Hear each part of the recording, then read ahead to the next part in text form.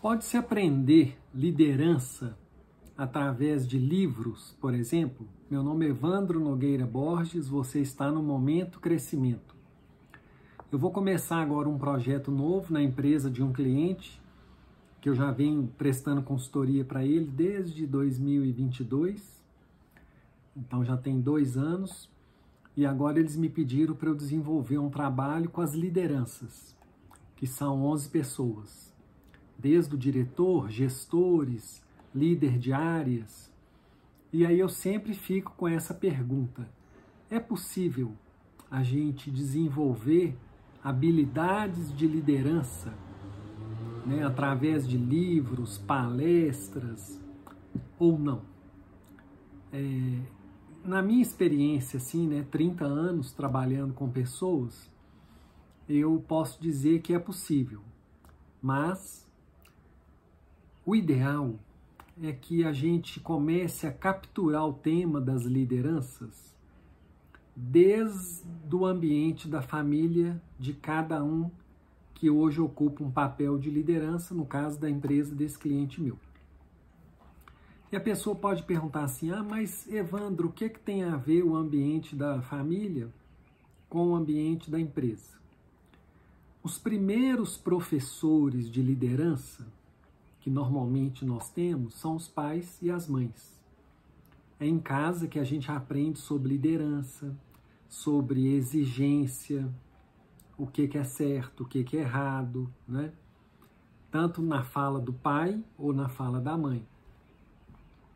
Então, quando você vai trabalhar com liderança dentro de um ambiente empresarial, as pessoas, todas elas, trouxeram de alguma forma esses exemplos que elas tiveram em casa.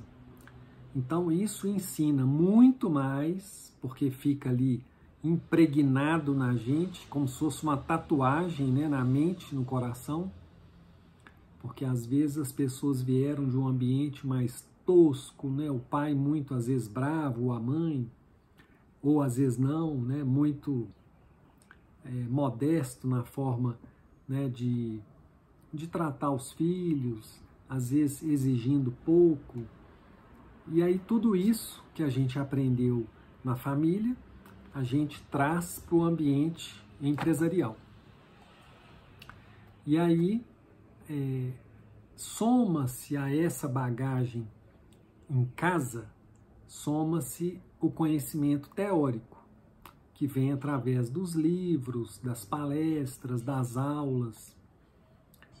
Então, assim, é possível aprender sobre liderança, mas, de uma forma geral, assim, a essência da gente vai manifestar de alguma forma bem profunda, assim, sabe?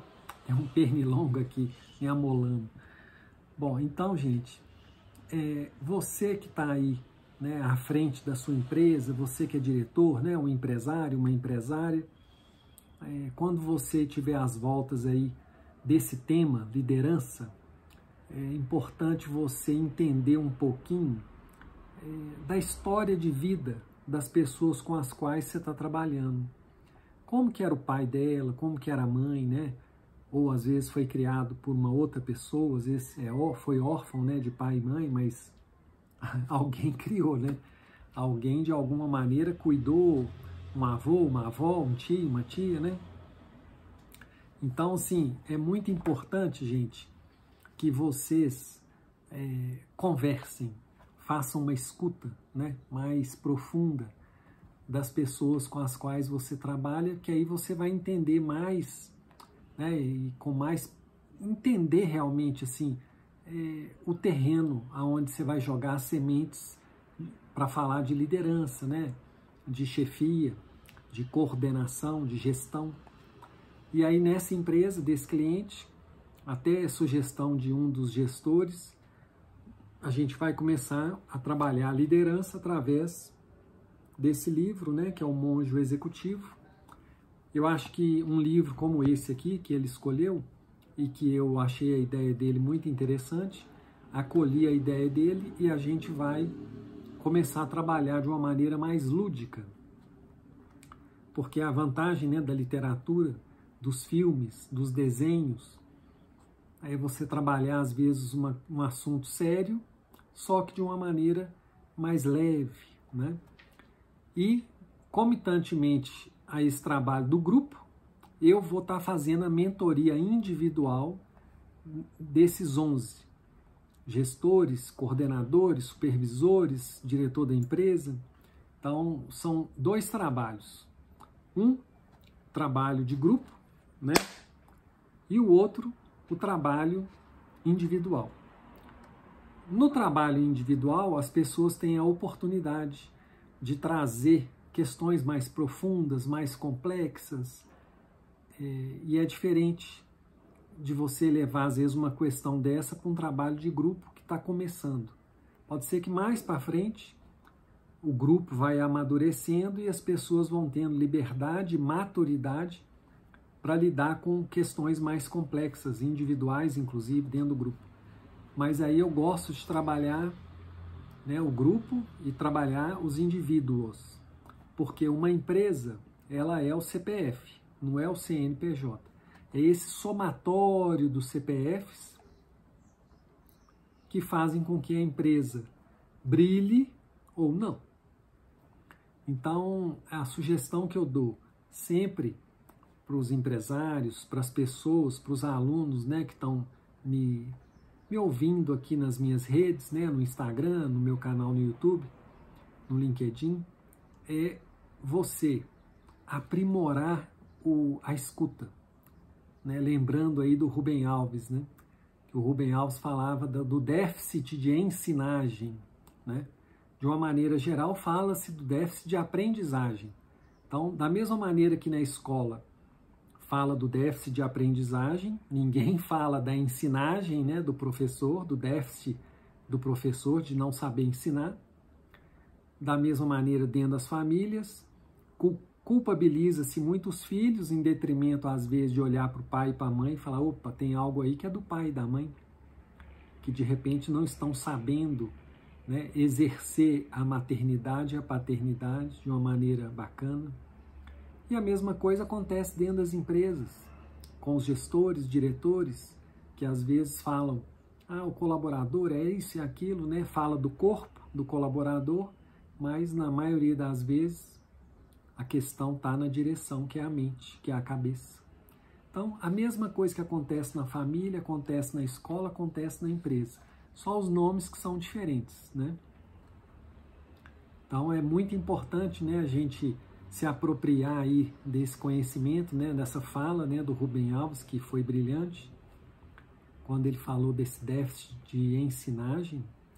Então, é fazer essa escuta do colaborador, entender o gestor, entender o diretor, saber as raízes, aonde ele foi formatado, aonde que ele foi, né, o barrinho lá que formou, né, aquele ser humano, né, a maneira como ele foi criado. Então, assim, isso, da mesma maneira, quando eu vou entrevistar alguém para algum cliente que me pede, eu deixo o currículo meio de lado, assim, porque não é tão importante. Porque o que vai fazer diferença na maioria das vezes não é o que está escrito no currículo, é justamente o que às vezes não está no currículo, que é a inteligência emocional, espiritual, né?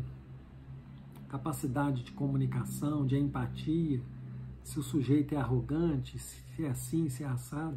Então, são essas questões do âmbito emocional e espiritual que vão fazer com que a gente dê certo na vida ou não. Então, assim, dentro desse trabalho que eu vou começar agora, nesse cliente, né, com essas lideranças, um dos temas que a gente vai mais trabalhar é justamente o autoconhecimento, que é ajudar os diretores, os gestores, a olhar para dentro. Porque na hora que a pessoa começa a olhar mais para dentro, ela começa a perceber, se perceber, e consegue falar, opa, de repente, né, dá uma luz, e ela fala, opa, eu preciso melhorar nisso, melhorar naquilo outro, porque se a pessoa não melhorar, como que o papel, né, do ser líder, do ser diretor, gestor, como que ele vai brilhar? se internamente a pessoa está meio apagada, assim, né? Apagada às vezes dela própria.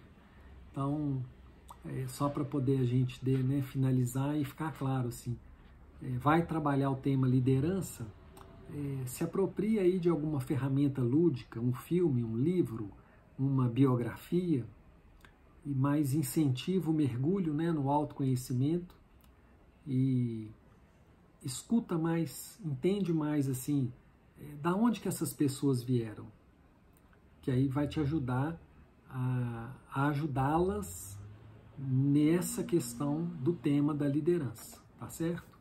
Então, um grande abraço e até o próximo vídeo.